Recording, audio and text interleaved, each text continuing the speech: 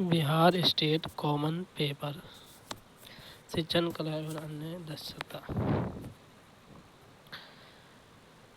तो पहला सवाल है, इनमें से इनमें से इनमें से किसे शिक्षण का निम्नतम स्तर भी कहा जाता है? स्मृति स्तर, समझ का स्तर, चिंतनशील स्तर, अंतःनिरीक्षण स्तर। तो इसमें से किसे शिक्षण का निम्नतम स्तर भी कहा जाता है? स्मृति स्तर। स्मृति स्तर यानी सबसे निचला स्तर क्या है? स्मृति स्तर।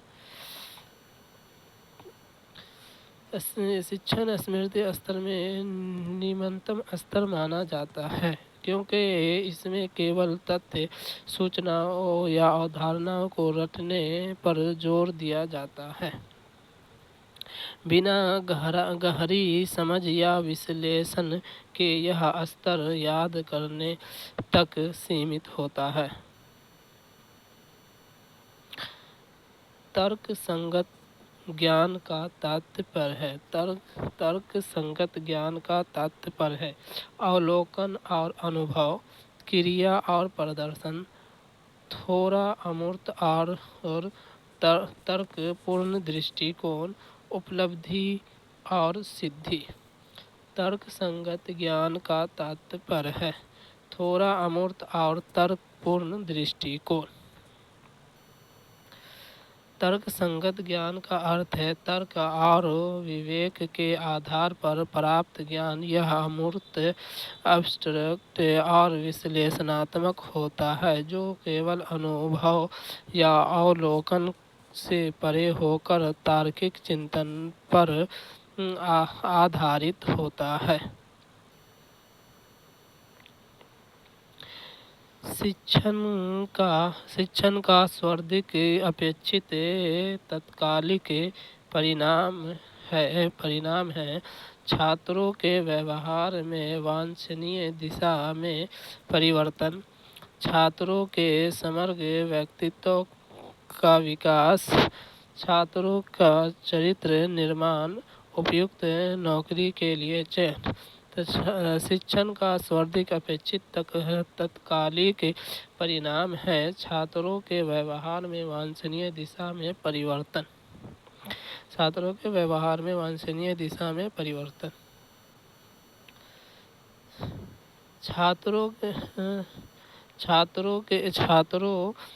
शिक्षण का तात्कालिक उद्देश्य छात्रों के व्यवहार में सकारात्मक परिवर्तन लाना है।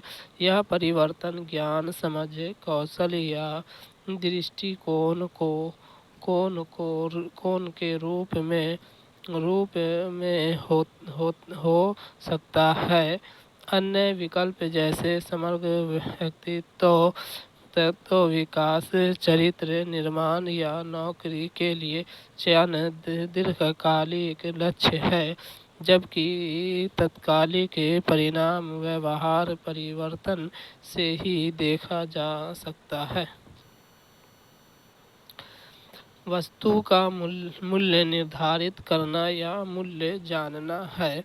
विश्लेषण, अनुप्रयोग, ज्ञान, मूल्यांकन। वस्तु का मूल्य निर्धारित करना या मूल्य जानना मूल्यांकन।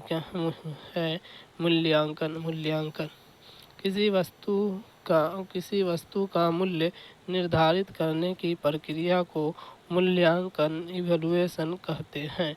इसमें गुणवत्ता, उपयोगिता, प्रभावशीलता और महत्व का विश्लेषण करके एक निष्कर्ष निकाला जाता है, यह निर्णय लेने में महत्वपूर्ण भूमिका निभाता है।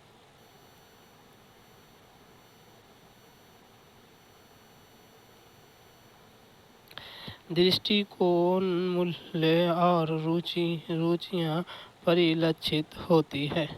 दृष्टिकोण, मूल्य और रुचियाँ परिलक्षित होती है। संज्ञानात्मक क्षेत्र, डोमेन, भावात्मक क्षेत्र, डोमेन, है मनोशारीरिक क्रियात्मक क्षेत्र, उपरोक्त में से कोई नहीं। दृष्टिकोण, मूल्य और रुचियाँ परिलक्षित होती है। भावनात्मक क्षेत्र डोमेन, भावात्मक क्षेत्र डोमेन। दृष्टिकोण, मूल्य और रुचियाँ व्यक्ति की भावनाओं, प्राथमिकताओं और आंतरिक विश्वासों को दर्शाते हैं जो भावात्मक क्षेत्र का हिस्सा है। यह संज्ञानात्मक ज्ञान या मनोशारीरिक कौशल क्षेत्र से अलग है। बच्चे को विभिन्न प्रकार के ईंधन के बारे में जागरूक करने के लिए एक शिक्षक कर सकता है। कक्षा में ईंधन के कुछ नमूने दिखाएं।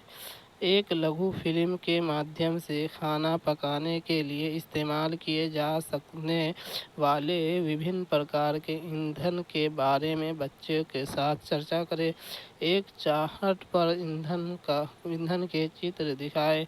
बच्चे से विभिन्न ईंधन की सूची बनाने को कहें। बच्चे को विभिन्न प्रकार के ईंधन के बारे में जागरूक करने के लिए एक शिक्षक कर सकता है। एक लघु फिल्म के माध्यम से खाना पकाने के लिए इस्तेमाल किए जा सकने वाले विभिन्न प्रकार के ईंधन के बारे में बच्चे के साथ चर्चा करें। बच्चे को विभिन्न प्रकार के ईंधन के बारे में जागरूक करने के लिए शिक्षक को लघु फिल्म दिखाकर चर्चा करना चाहिए। यह विविध बच्चों को ईंधन के प्रकार, उपयोग और महत्व के रोचक तरीके से समझाती है। फिल्म से विजुअल लर्निंग होती है और चर्चा से समझ गहरी होती है, जिससे ज्ञान अधिक प्रभावी ढंग से स्थायी होती है। निम्नलिखित में से कौन सा प्रयोग शिक्षण का संकेत है?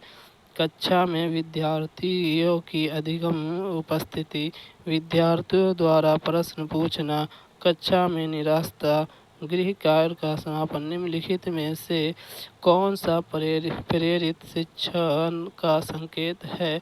विद्यार्थियों द्वारा प्रश्न पूछना। जब छात्र सक्रिय रूप से प्रश्न पूछते हैं तो यह दर्शाता है कि वे पाठ में रुचि ले रहे हैं, जिज्ञासु हैं और समझने का प्रयास कर रहे हैं। यह शिक्षक को प्रभावी शिक्षण और छात्रों की आंतरिक प्रेरणा का संकेत है। निचली कक्षाओं में पर्यावरण अध्ययन विषय से प्रति रुचि पैदा करने के लिए शिक्षण विधि का प्रयोग किया जाना चाहिए। आगमन, मनोरंजन और खेल संबंधित रटना, निगमन। तो निचले कक्षाओं में पर्यावरण अध्ययन विषय के प्रति रुचि पैदा करने के लिए शिक्षण विविधता का प्रयोग किया जाना चाहिए। मनोरंजन और खेल संबंधित। निचली कक्षाओं में पर्यावरण अध्ययन (ईवीएस) के प्रति रुचि जानने के लिए सबसे उपयुक्त शिक्षण विधि मनोरंजन एवं खेल संबंधित है। बच्चे खेल में सबसे अच्छा सीखते हैं। मनोरंजन गतिविधियाँ जैसे प्रकृति भ्रमण, पौधे की देखभाल, पर्यावरण से जुड़े खेल बच्चे को अनुदंत पूर्वक ज्ञान देती है, जिससे उनकी जिज्ञासा और रुचि स्वाभाविक रूप से बढ़ती है। पाठ योजना का सबसे महत्वपूर्ण घटक है नज़रिया उद्देश्य। नज़रिया और उद्देश्य दोनों, इनमें से कोई नहीं। पाठ योजना का सबसे महत्वपूर्ण घटक है उद्देश्य। पाठ योजना में उद्देश्य मूलभूत है, क्योंकि यह शिक्षक और छात्र दोनों को दिशा देता है। स्पष्ट उद्देश्य के बिना शिक्षण प्रक्रिया असंगठित रहती है और सीखने के परिणाम प्रभावित होते हैं। अतः पाठ योजना की रीढ़ उद्देश्य ही है। परियोजना आधारित गतिविधियाँ इसका एक उदाहरण है। अन्वेषण, संलग्न, स्पष्ट करना, विस्तृत। परियोजना आधारित गतिविधि इसका एक उदाहरण है। अन्वेषण करना। परियोजना आधारित शिक्षण PBL project based learning. PBL project based learning में छात्र किसी प्रॉब्लम या टॉपिक पर खोजबीन करते हैं, डेटा इकट्ठा करते हैं, प्रयोग करते हैं, समाधान निकालते हैं। यह प्रक्रिया कुछ मुख्य रूप से अन्वेषण पर केंद्रित होती है। माइक्रो शिक्षण को सबसे पहले स्टैनफोर्ड विश्वविद्यालय में डैश के द्वारा अपनाया गया था। Stephen M Corey, Dwight W Allen, John Dewey Arthur. Micro शिक्षण को सबसे पहले स्टैनफोर्ड विश्वविद्यालय में डैश के द्वारा अपनाया गया। डवाइट डब्ल्यू एलन। माइक्रो शिक्षण को सबसे पहले स्टैनफोर्ड विश्वविद्यालय में 1960 के दशक में डवाइट डब्ल्यू एलन और उनके सहयोगियों द्वारा विकसित और अपनाया गया था। यह एक शिक्षण प्रशिक्षण तकनीक है जिसमें शिक्षक प्रशिक्षु छोटे समूहों के सामने कम समय के लिए पाठ पढ़ाते हैं और फीडबैक प्राप्त करते हैं। सूक्ष्म शिक्षण चक्र की शर्तें का सही क्रम है। योजना शिक्षण, पुनः शिक्षण, पुनः शिक्षण, पुनः प्रतिक्रिया। योजना शिक्षण, प्रतिक्रिया, पुनः शिक्षण, पुनः प्रतिक्रिया। योजना शिक्षण, प्रतिक्रिया, पुनः पाठ योजना, पुनः प्रतिक्रिया।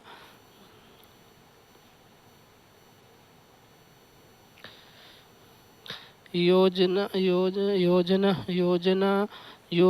सिखाए प्रतिक्रिया, पुनः पाठ योजना, पुनः शिक्षण, पुनः प्रतिक्रिया।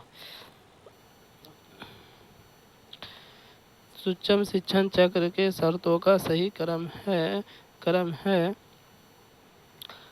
योजना, सीखना, प्रतिक्रिया, पुनः पाठ योजना, पुनः शिक्षण, पुनः प्रतिक्रिया। सूक्ष्म शिक्षण चक्र की शर्तों का सही क्रम इस प्रकार है। योजना शिक्षण, प्रतिक्रिया, पुनः योजना, पुनः शिक्षण, पुनः प्रतिक्रिया। योजना शिक्षण एक छोटे पाठ की योजना बनाता है। शिक्षण छोटे समूह 5 से 10 छात्र को पढ़ाता है। प्रतिक्रिया फीडबैक पर्यवेक्षण या सहपाठी शिक्षण पर प्रतिक्रिया देते हैं। पुनः योजना रीप्लानिंग प्रतिक्रिया के आधार पर पाठ को फिर से संशोधित करना। पुनः शिक्षण रीटीचिंग संशोधित पाठ को फिर से पढ़ाता है। पुनः प्रतिक्रिया फीडबैक दोबारा प्रतिक्रिया प्राप्त करता है। शिक्षण बुद्धिमान छात्रों और धीमी गति से सीखने वालों के लिए बहुत उपयोगी है। सहपाठी शिक्षण, सूक्ष्म शिक्षण, टीम शिक्षण, व्यक्तिगत शिक्षण। शिक्षण बुद्धिमान छात्रों और धीमी गति से सीखने वाले के लिए बहुत उपयोगी है। व्यक्तिगत शिक्षण। व्यक्तिगत शिक्षण एक ऐसी शिक्षण विधि है जो छात्रों की व्यक्तिगत आवश्यकताओं और सीखने के स्तर के अनुसार शिक्षण प्रदान करती है। इसका अर्थ है कि सभी छात्रों के लिए एक समान शिक्षण योजना नहीं है, बल्कि प्रत्येक छात्र की आवश्यकताओं के अनुसार शिक्षण को अनुकूलित किया जाता है। बच्चे के सीखने के लिए किस प्रकार का कक्षा वातावरण अधिक अनुकूल है? निष्क्रिय कक्षा वातावरण। शिक्षण अनुकूल कक्षा वातावरण। कक्षा का भौतिक वातावरण उपयुक्त में से कोई नहीं। बच्चे को सीखने के लिए किस प्रकार का कक्षा वातावरण अधिक अनुकूल है? शिक्षण अनुकूल कक्षा वातावरण। शिक्षक अनुकूल कक्षा वातावरण। एक शिक्षक अनुकूल कक्षा वातावरण वह होता है जहां शिक्षक बच्चे को प्रोत्साहित करते हैं, उनकी रुचियां और ज़रूरतों के अनुसार पढ़ाते हैं और सकारात्मक संवाद बनाए रखते हैं। यह वातावरण बच्चों को सक्रिय रूप से सीखने, प्रश्न पूछने और अपने विचार व्यक्त करने के लिए प्रेरित करता है। निम्नलिखित में से प्रशासन का प्रकार नहीं है। निम्नलिखित में से प्रशासन का प्रकार नहीं है। अनुदेशात्मक प्रशासन, अधिनायकवादी प्रशासन, लोकतांत्रिक प्रशासन, हस्तक्षेप प्रशासन। निम्नलिखित में से प्रशासन का प्रकार नहीं है। अनुदेशात्मक प्रशासन। अनुदेशात्मक प्रशासन। अनुदेशात्मक प्रशासन। अनुदेशात्मक प्रशासन कोई मान्य प्रशासन शैली नहीं है। अन्य तीन विकल्प प्रशासन की स्थापित शैलियाँ हैं। प्रशासन के मुख्य प्रकार: अधिनायकवादी, निरंकुश, लोकतांत्रिक, सहभागी, हस्तक्षेप मुक्त शैली। पुस्तकों की भौतिक स्थिति ठीक प्रकार से रखी जानी चाहिए। इसे डैश नाम से जाना जाता है: संकलन, संरक्षण, शेल्फ व्यवस्था, संगठन। पुस्तकों की भौतिक स्थिति ठीक प्रकार से रखी जानी चाहिए। इसे डैश नाम से जाना जाता है: संरक्षण। संरक्षण। पुस्तकों की भौतिक स्थिति को ठीक रखने और उन्हें लंबे समय तक सुरक्षित रखने की प्रक्रिया को संरक्षण कहा जाता है। यह दीर्घकालिक सुरक्षा प्रदान करता है। इसमें पुस्तकों को धूल, नमी, कीड़े और अन्य क्षति से बचाने का उपाय शामिल है। अनुसंधान परिविधि किस विषय वस्तु को निर्माण की पद्धति का परिणाम है जिसे कहा जाता है ढीला संयोजन, विखंडन, आसवन आसवन झुंड। अनुसंधान पर विधि किस विषय वस्तु के निर्माण की पद्धति का परिणाम है जिसे कहा जाता है आसवन। अनुसंधान परिविधि में विषय वस्तु को परिष्कृत करने की प्रक्रिया को आसवन कहते हैं। यह रासायनिक आसवन ही की तरह काम करता है, जो अशुद्ध डेटा तथ्य को छान कर उनका शोध सारा निकालता है। अन्य विकल्प जैसे ढीला संयोजन, विखंडन या झंड इस संदर्भ में गलत है। व्याख्यान और प्रदर्शन पाठों की तुलना करने पर निम्नलिखित में से कौन सा सत्य नहीं है? धीमे बच्चे को तेज बच्चों की तुलना में व्याख्या से लाभ मिलता है। प्रदर्शन पाठ में छात्रों के लिए अधिक गतिविधियां होती है। व्याख्या पद्धति बड़े समूह के लिए अधिक प्रभावी और उपयोगी है। व्याख्यान छात्र के छात्रों की सीख का पता लगाना कठिन है। व्याख्यान और प्रदर्शन पाठों की तुलना करने पर निम्नलिखित में से कौन सा सत्य नहीं है? सत्य नहीं है। धीमे बच्चे को तेज बच्चों की तुलना में व्याख्यान से लाभ मिलता है। व्याख्यान पद्धति से शिक्षक बोलता है और छात्र सुनते हैं, जिसमें धीमे गति से सीखने वाले छात्र को कम लाभ होता है। ऐसे में उन्हें अधिक व्यावहारिक और सहभागी शिक्षण जैसे प्रदर्शन की आवश्यकता होती है, जबकि अन्य विकल्प व्याख्यान और प्रदर्शन पाठों की तुलना को सही ढंग से प्रदर्शित करते हैं।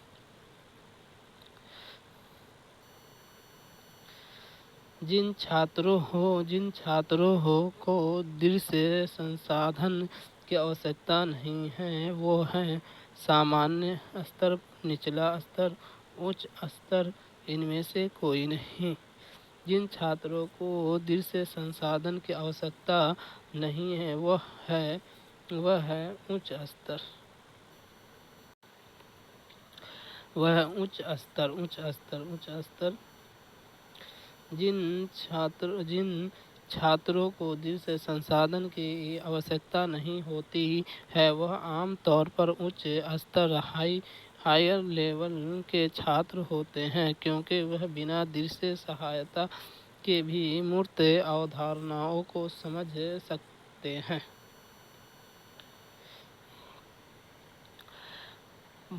प्रौढ़ शिक्षण निम्नलिखित में से किस समूह के लिए आयोजित की जाती है? 15 से 35, 18 से 40, 21 से 45, 17 से 35। प्रौढ़ शिक्षा निम्नलिखित में से किस समूह के लिए आयोजित की जाती है? 15 से 35, 15 से 35।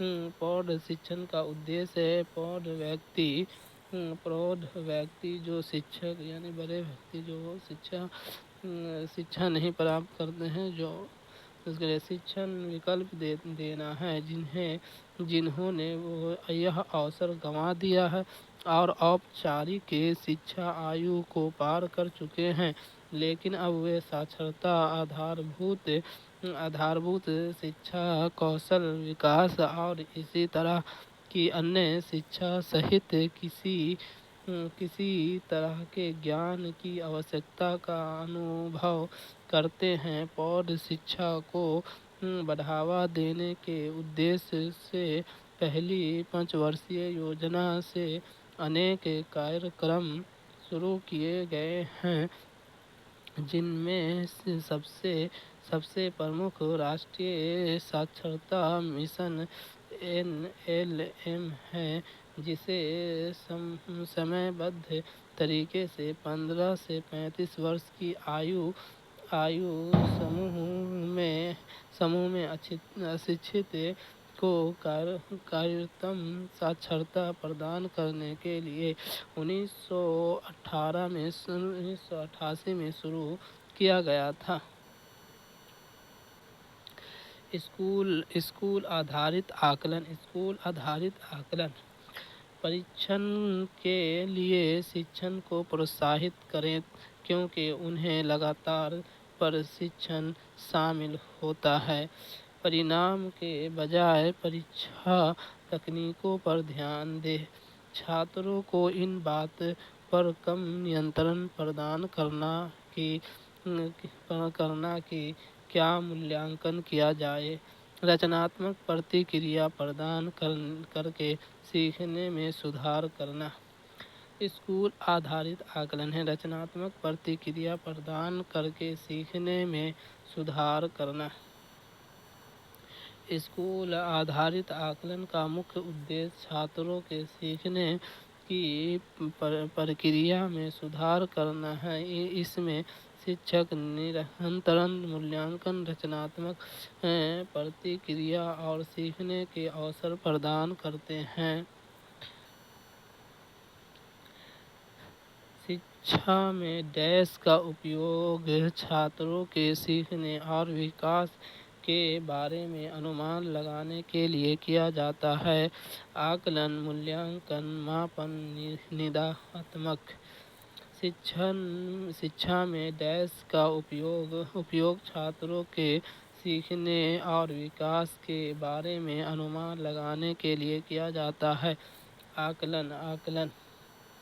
आकलन एक प्रक्रिया है जो किसी व्यक्ति या समूह के बारे में जानकारी इकट्ठा करने और उसका उपयोग करने के लिए की जाती है, ताकि किसी विशेष उद्देश्य या निर्माण के लिए उसका मूल्यांकन किया जा सके। यह ज्ञान, कौशल और क्षमताओं का मूल्यांकन करने तथा सीखने की प्रक्रिया को बेहतर बनाने के लिए भी उपयोग किया जाता है।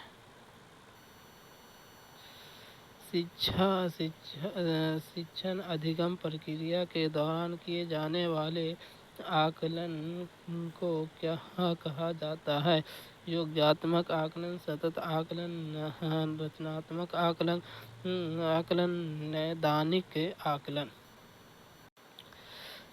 शिक्षण अधिगम प्रक्रिया के दौरान किए जाने वाले आकलन को क्या कहा जाता है? रचनात्मक आकलन।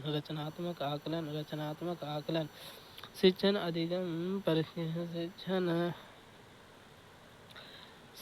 अधिगम प्रक्रिया के दौरान किए जाने वाले आकलन को रचनात्मक आकलन या अधिगम के लिए आकलन कहा जाता है। यह आकलन छात्रों के सीखने की प्रगति का मूल्यांकन करने और शिक्षकों को उन्हें बेहतर ढंग से सीखने के लिए मार्गदर्शन प्रदान करने में मदद करता है।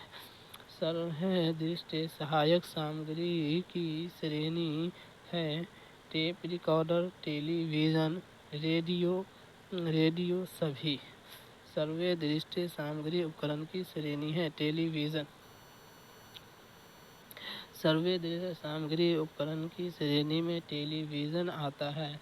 सर्वदृष्टि सहायक सामग्री में शिक्षण उपकरण है जो सुने, श्रवण और देखे दृष्टि दोनों इंद्रियों के सक्रिय करके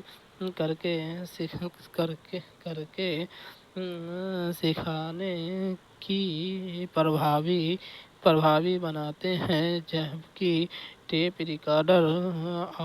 रिकॉर्डर और रेडियो केवल सुनने पर आधारित है।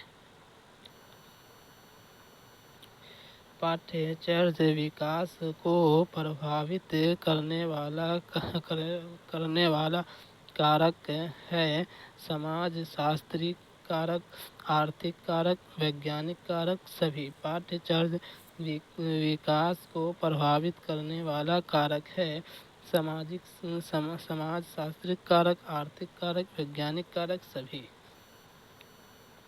पाठ्यचर्या विकास को समाज शास्त्रीय, सांस्कृतिक मूल्य, आर्थिक रोजगार परक जरूरतों और वैज्ञानिक तकनीकों प्रगति कारक प्रभावित करते हैं। एक संतुलित पाठ्यक्रम के लिए इन सभी का समावेश आवश्यक है, अतः विकल्प डी सही। निम्नलिखित में कौन सा सूक्ष्म शिक्षण पर लागू नहीं होता है? शिक्षण कौशल विकसित करने पर ध्यान देना, प्रशिक्षुओं को प्रदर्शन के लिए प्रतिष्ठित छात्रों की सीमित संख्या, बहुत व्यापक और बड़ा विषय। निम्नलिखित में से कौन सा सूक्ष्म शिक्षण पर लागू नहीं होता है? बहुत व्यापक और बड़ा विषय। सूक्ष्म शिक्षण माइक्रो टीचिंग एक प्रशिक्षण तकनीक है जिसमें शिक्षण कौशल को छोटे, नियंत्रित और विशिष्ट भागों में विभाजित करके अभ्यास किया जाता है। निम्नलिखित विकल्प में से बहुत व्यापक और बड़ा विषय सूक्ष्म शिक्षण पर लागू नहीं होता है, क्योंकि सूक्ष्म शिक्षण में विषय को छोटे और सीमित भागों में पढ़ाया जाता है, न कि व्यापक रूप से। शिक्षक शिक्षण अधिगम प्रक्रिया में सीखने के रूप में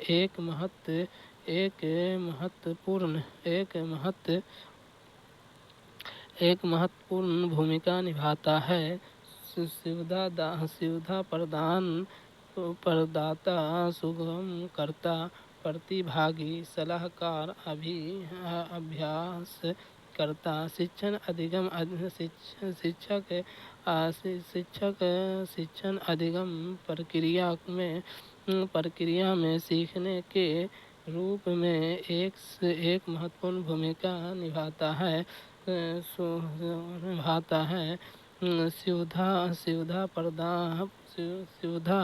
प्रदाता, सुगम करता।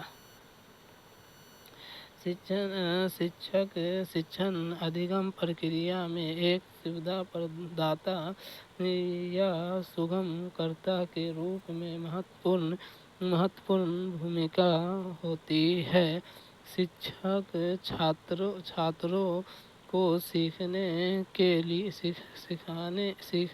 लिए अनुकूल वातावरण और संसाधन प्रदान करते हैं। शिक्षक पाठ्यक्रम की सामग्री से सरल और समझने योग्य तरीके से प्रस्तुत करते हैं, ताकि छात्र बेहतर तरीके से सीख सकें।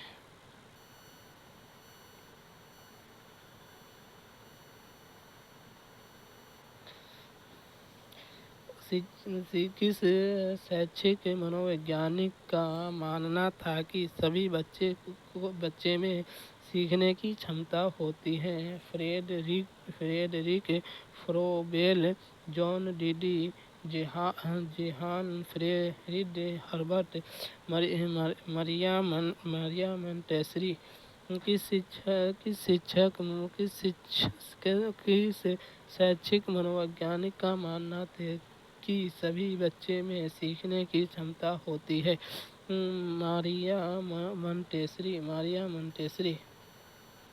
मारिया मोंटेसरी एक प्रसिद्ध शैक्षिक मनोवैज्ञानिक का मानना था कि सभी बच्चे में सीखने की क्षमता होती है। उन्होंने यह सिद्धांत प्रस्तुत किया कि प्रत्येक बच्चे के पास प्राकृतिक रूप से सीखने की प्रवृत्ति होती है और एक अनुकूल वातावरण उन्हें अपनी पूरी क्षमता को विकसित करने में मदद करता है।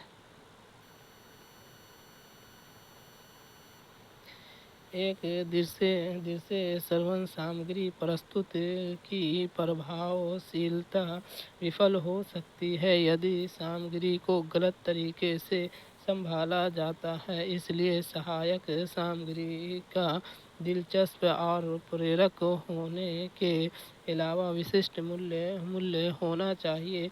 वे सत्य और सटीक होना चाहिए। ऐसे घटनाओं को करने के लिए उचित देखभाल की जानी चाहिए। उन्हें शिक्षार्थी के आयु स्तर के अनुरूप होना चाहिए। एक दृश्य श्रवण सामग्री प्रस्तुति की प्रभावशीलता विफल हो सकती है यदि सामग्री को गलत तरीके से संभाला जाता है। इसलिए संभाला जाता है उन्हें उन्हें उन्हें शिक्षार्थियों के आयु स्तर के अनुरूप होना चाहिए। उन्हें शिक्षार्थी के आयु स्तर के अनुरूप होना चाहिए।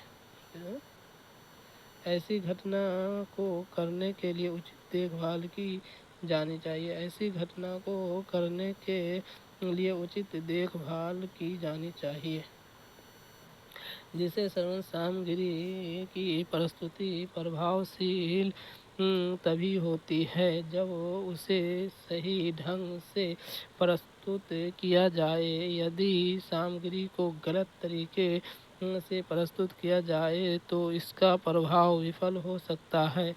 इसलिए ऐसी घटनाओं को दिखाने के लिए उचित देखभाल और योजना जरूरी होती है ताकि उद्देश्य सफल हो सके। कक्षा में शिक्षण सहायक सामग्री का उपयोग करना शिक्षार्थी को विचलित करना शिक्षक और शिक्षार्थी को परेशान करता है। सीखने को और अधिक रोचक बनाना छात्र को प्रदर्शन में सुधार नहीं कर सकता है। कक्षा में शिक्षण सहायक सामग्री का उपयोग करना सीखने को और अधिक रोचक बनाता है। शिक्षक सहायक सामग्री का उपयोग कक्षा में सीखने को रोचक और प्रभावशाली बनाता है, जैसे चित्र, वीडियो, ऑडियो क्लिप और विषय वस्तु मॉडल आदि। क्योंकि जब सामग्री रोचक और विविध होती है तो छात्र अधिक ध्यान देते हैं और उनकी जिज्ञासा बढ़ती है।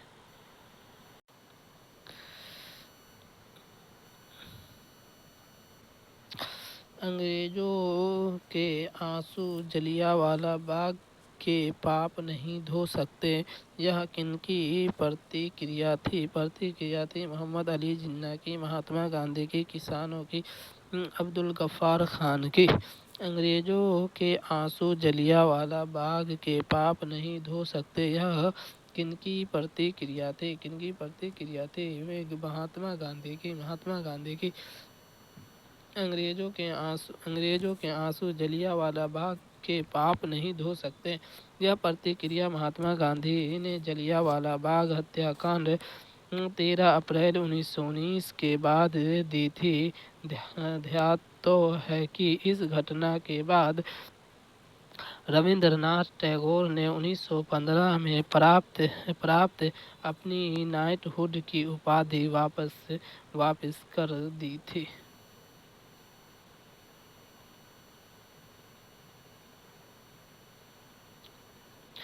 लगभग 70%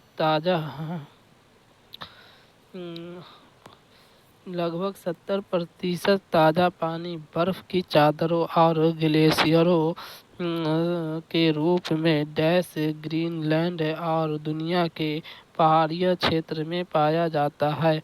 अंटार्कटिका, साइबेरिया, अलास्का, रूस, लगभग 70% ताज़ा पानी बर्फ की चादरों और ग्लेशियरों के रूप में ग्रीनलैंड और दुनिया के पहाड़ी क्षेत्र में पाया जाता है।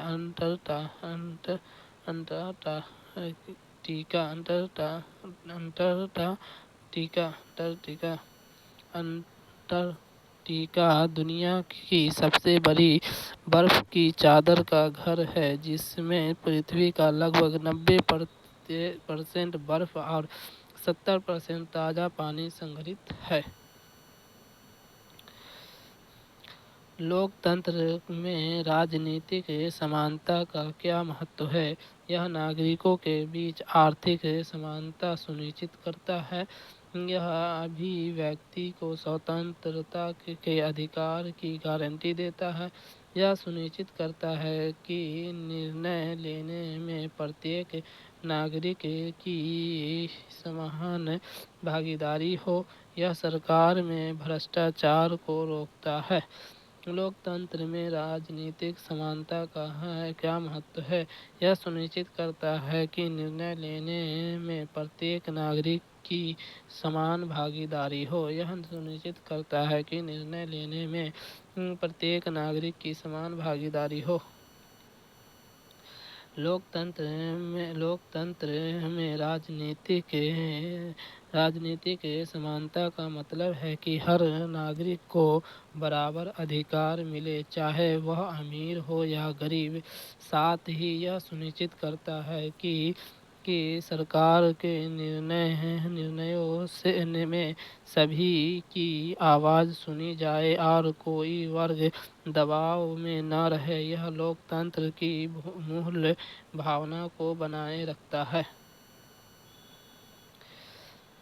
चौरा चौरी किस जिले में अवस्थित है? इलाहाबाद जिले में, सहारनपुर जिले में, गोरखपुर जिले में, बनारस जिले में।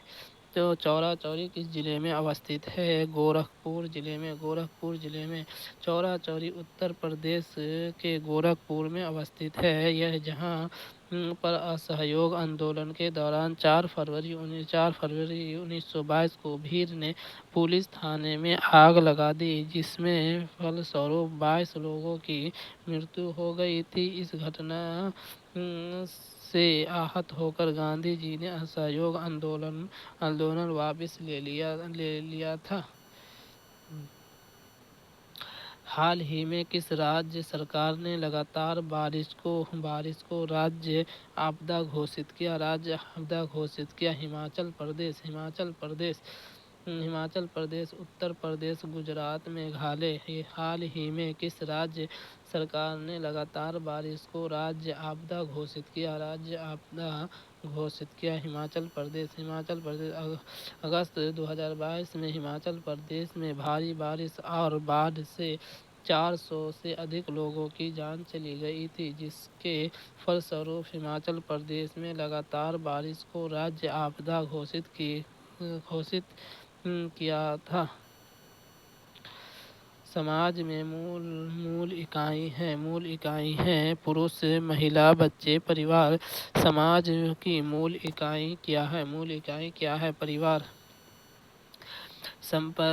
समाज की सबसे छोटी और महत्वपूर्ण इकाई है, जहाँ व्यक्ति का सामाजिक, आर्थिक और भावनात्मक विकास शुरू होता है।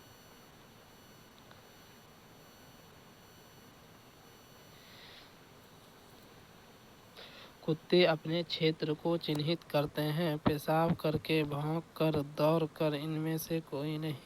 कुत्ते अपने क्षेत्र को चिन्हित करते हैं, पेशाब करके। कुत्ते अपने क्षेत्र को चिन्हित करने के लिए पेशाब करते हैं। कुत्ते अपने पेशाब में फेरामोन्स छोड़ते हैं, जो अन्य कुत्ते को उनके क्षेत्र के बारे में चेतावनी देते हैं। धवाता है कि यह व्यवहार जंगली कैनिड्स, भेड़िया, लोमड़िया में भी पाया जाता है।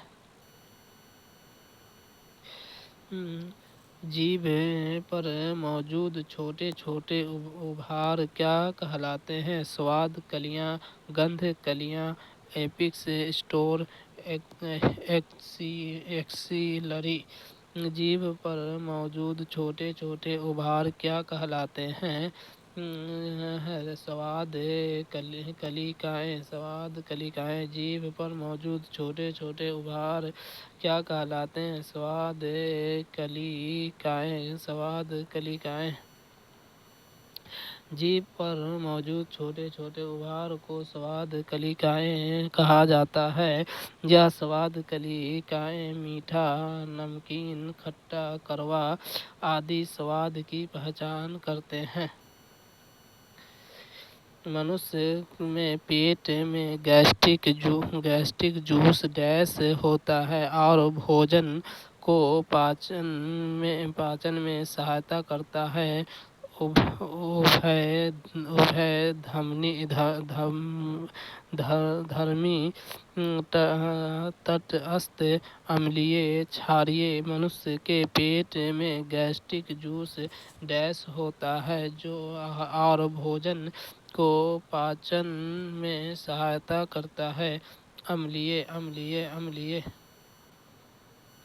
मनुष्य के पेट में गैस्ट्रिक जूस अम्लीय होता है जिसका पीएच स्तर सामान्यतः 1.5 से 3.5 के बीच होता है। यह अम्लीयता मुख्यतः हाइड्रोक्लोरिक एसिड HCl की उपस्थिति के कारण होती है जो गैस्ट्रिक जूस का एक प्रमुख घटक है।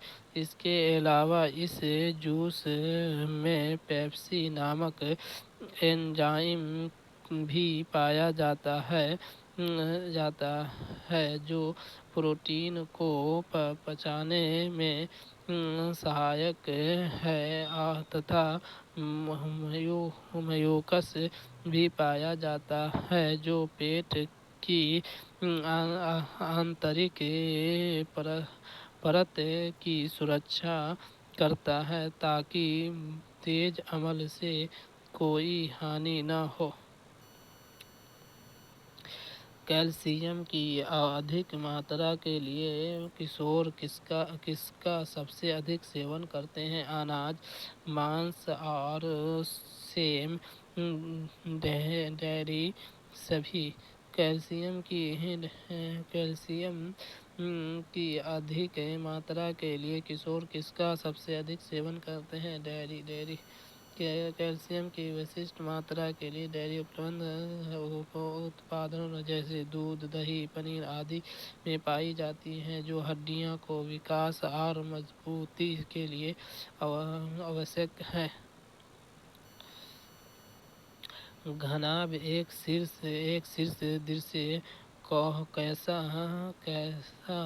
दिखाता है? त्रिकोण, वर्ग, वृत्त, आयताकार। घनाभ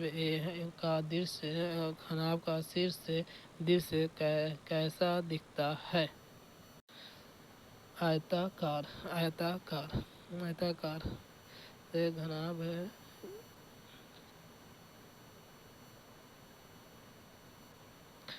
घनाभ ऐसे करेंगे फिर ऐसे मिला देंगे आयताकार इसका दिखता है। घनाभ की टॉपिक आयताकार होता है। एक घनाकार में कितने किनारे होते हैं? एक घनाकार में कितने किनारे होते हैं? तो ऐसे बनाएंगे।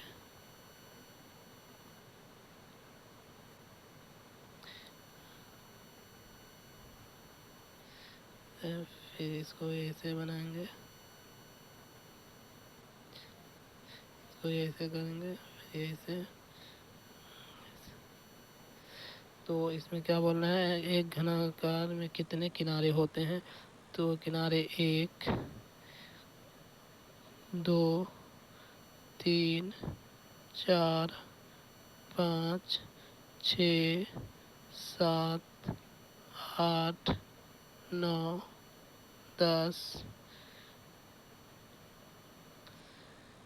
11, यहाँ एक छूट गया 12, यानी 12 किनारे होते हैं, 12 किनारे होते हैं। और इसका फेस जो कितने होते हैं, 2, 3, 4, 5, 6 फेस होते हैं इसके, यानी 12 किनारे होते हैं, शीर्ष 6 फलक होते हैं, 6 फलक होते हैं, किनारे 8 होते हैं, यानी जिससे घनाकार त्रिविमीय आयत होते हैं जिसमें 12 किनारे, 8 शीर्ष वह 6 फलक होते हैं, यानी कि 8 कोण होते हैं इसमें।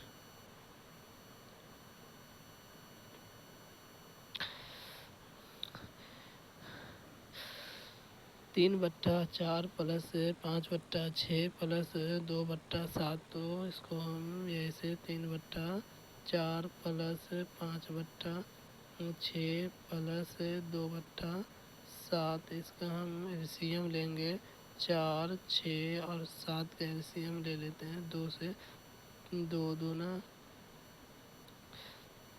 अच्छा 2 तिहाई 7, अब तो कोई एलसीएम नहीं लगा, तो 4 दो को 2 गुने 2 गुने 3 गुने 7 बराबर में हो जाएगा। 2 दूना 4, 4 तिहाई 12, 12 सत्ते 84, 84 हो जाएगा। 84, तो ये कितनी मात्रा में आएगा,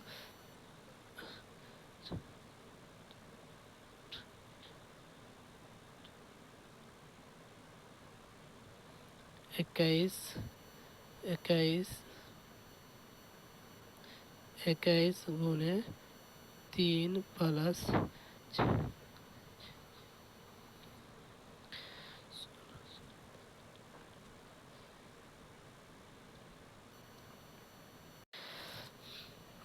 6 16 गुने 5, फिर उसके बाद से हो गया 7 से प्लस 7 कहीं 7 दूना गुने 2, तो इसको फिर इसको दोबारा से कर लो, तो इसका कितना हो गया, एलसीएम हो गया 84, एलसीएम लिख रहा है इसका 84, 84 एलसीएम निकल गया है।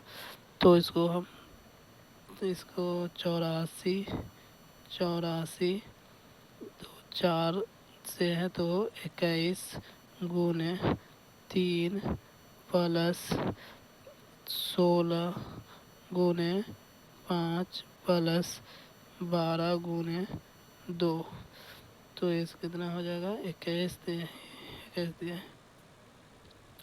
21 दिया कितना हो, 21 दिया ही 63, 21 दिया कितना हो गया 63 प्लस 70 प्लस 24/84, तो इसको जोड़ने के बाद कितना 157/84, तो इसका आंसर क्या हो जाएगा सी, इसका आंसर क्या होगा सी।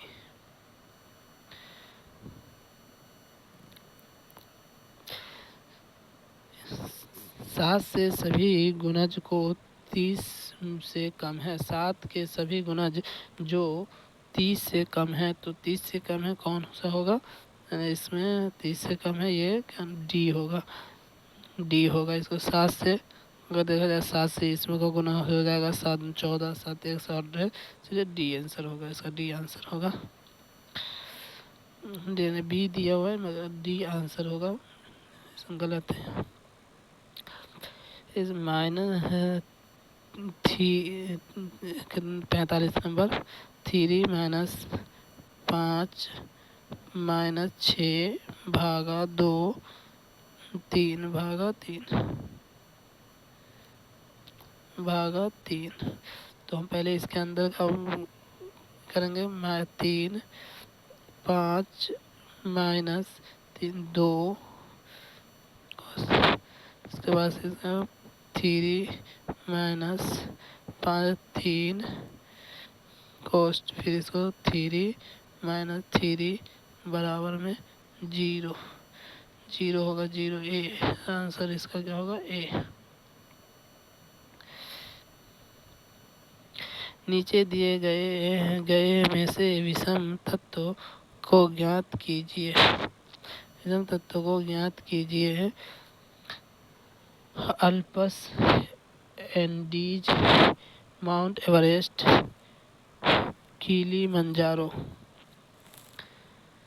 माउंट एवरेस्ट, तो इसमें नीचे दिए गए में से कौन सा है?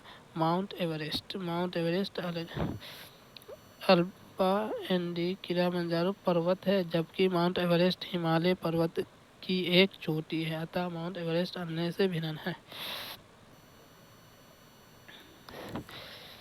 किसी संकेत भाषा में के भी ई आर को कैवरी यह लिखा तो क्या लिखा जाएगा? तो इसको हम के ए भी ई आर आई भी ए के आई आर ई, तो इसको देखा जाता है यहाँ से भी ए के आई आर ई इस तरह लिखा गया, तो इसको भी हम M Y S O R ई,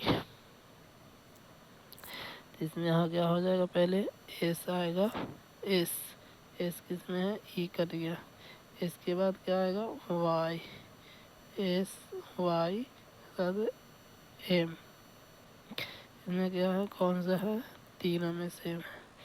उसके बाद यहाँ आएगा पहले ई आर किसमें है? और फिर ओ, तो सी होगा इसका आंसर। ये भी गलत, ये भी गलत, सी होगा इसका आंसर।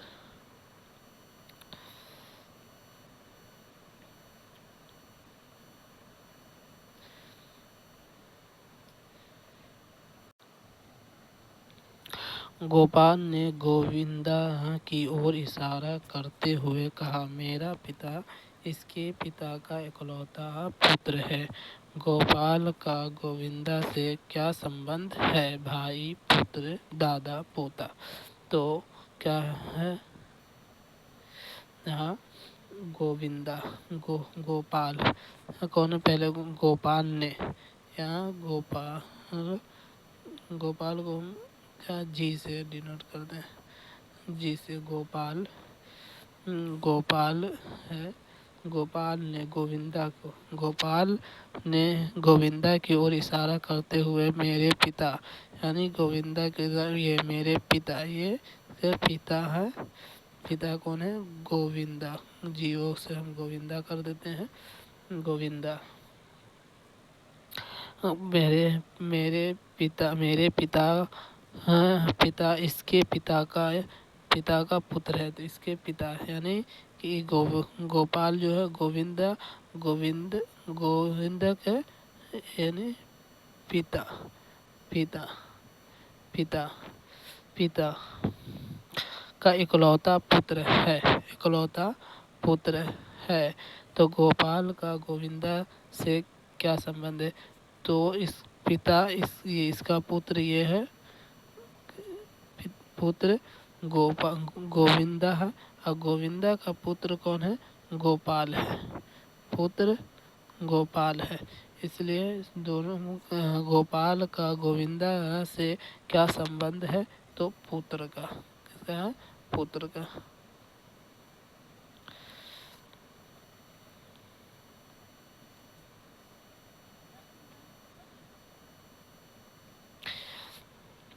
रोहन पूर्व दिशा की ओर चल रहा है। वह दो बार दाएं ओर मुड़ता है और फिर बाएं ओर मुड़ता है।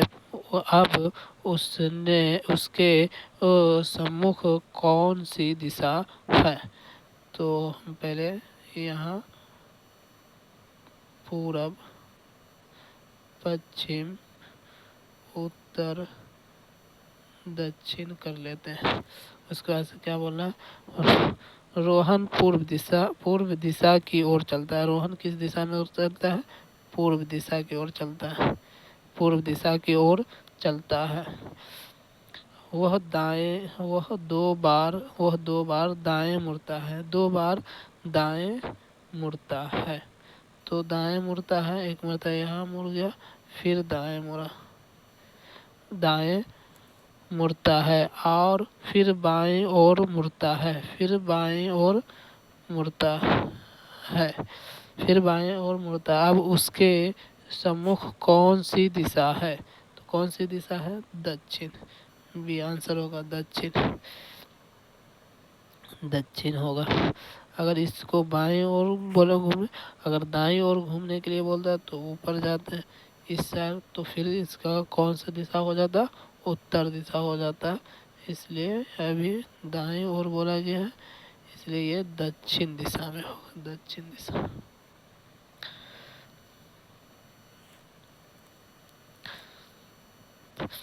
पांच व्यक्ति पी क्यू आर एस तथा टी एक गोलाकार मेज पर बैठा है। आर पी तथा टी के मध्य बैठा है। क्यू टी के ठीक बाएं बैठा है। तो टी बाएं दूसरा कौन है? तो इसको हम इस तरह बनाएंगे। पहले इसका एक गोला बना लेते हैं। पहले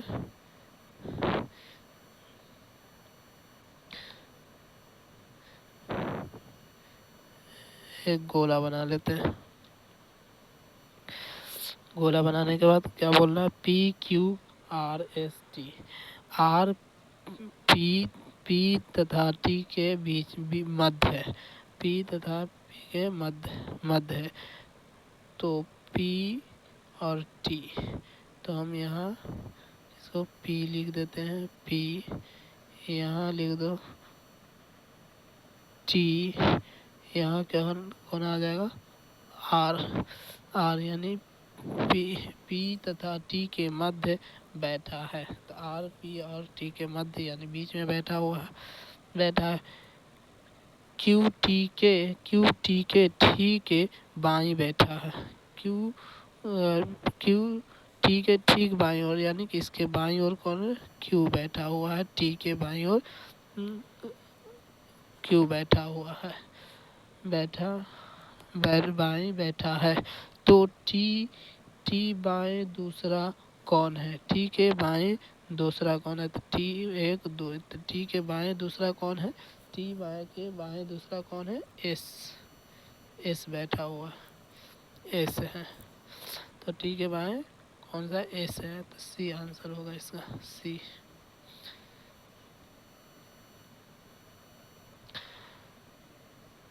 हम लोग अब फिर कल इससे आगे क्लास में पढ़ेंगे।